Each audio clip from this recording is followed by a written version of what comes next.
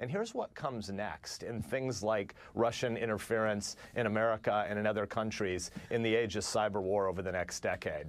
I'm obviously concerned about 2016, but I'm far more concerned about 2018 and 2020, because here's what comes next. John Dickerson decides to run for office in 2018, and all of a sudden your credit card records get dumped in some sort of a cyber hack leak, and 97% of those records are going to be real, and there's going to be texture to it, and you were in City X on this day, and you were in City Y on this other date, but 3% of the records are going to be fabricated, and they're going to be interwoven. And John, you've been spending a lot of money at a women's clothing store in Chattanooga, but your wife isn't in Chattanooga, so that's weird. And then there's public doubt about you, and then 5 days later your phone records are dumped, and they're 99% accurate, but 1% you're calling a brothel in Chattanooga on Tuesday nights when your wife's at Bridge Club.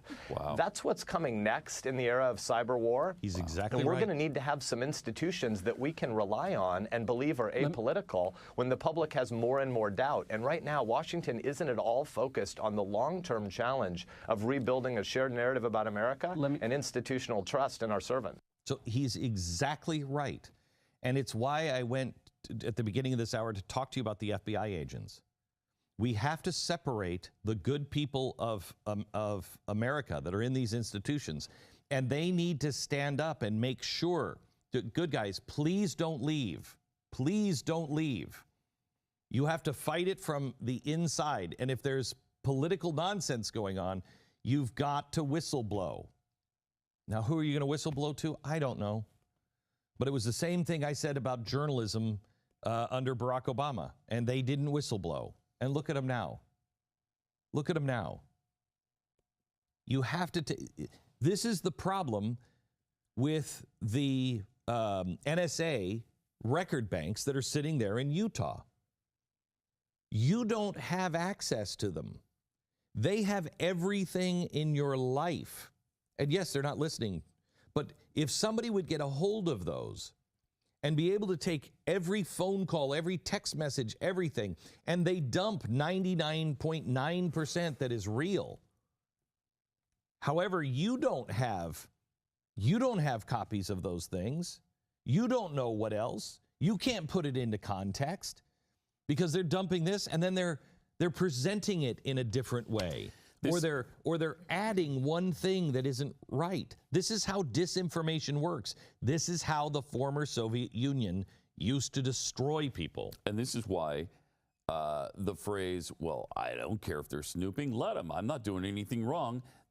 This is why that's so flawed, because they'll make it look like you've done something wrong. And I want to talk to you clearly about one thing. This is why I've said, get rid of all the secrets that you're hiding. Be completely transparent with everybody. Tell everybody the truth, even the worst parts about you. Get it out. Let people know who you are. And because what's going to happen is you will be afraid. If this kind of stuff happens, you will be afraid of people finding out. Everybody has a secret. And it doesn't have to be criminal or it's just something that you fear. And it could just be as simple as, I don't want to lose my job. I don't want to lose my money. I don't want to lose whatever. If you are in that place when this world comes to visit, you are going to go to the dark side because you will be too afraid to lose your job, to lose your house, to lose whatever. You'll be too afraid. And you're seeing with this malware now what can be done. And Ben Sass is right.